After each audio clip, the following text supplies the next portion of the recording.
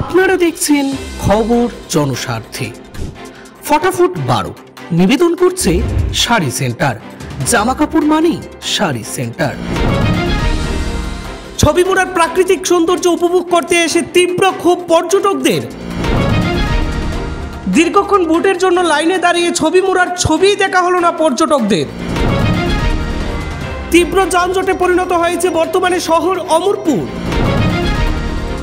বিশেষত হাটবার সোম এবং শুক্রবারে কার্যত ভিড়ে নাজেহাল ক্রেতা বিক্রেতা উভয়ের।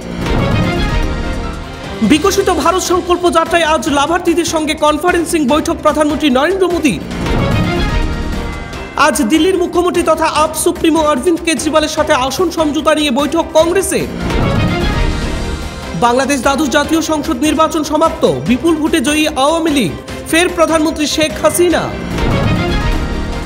লোকসভা নির্বাচনকে সামনে রেখে আজ গৃহরাজ্য গুজরাটে 3 দিনের সফরে প্রধানমন্ত্রী নরেন্দ্র মোদী।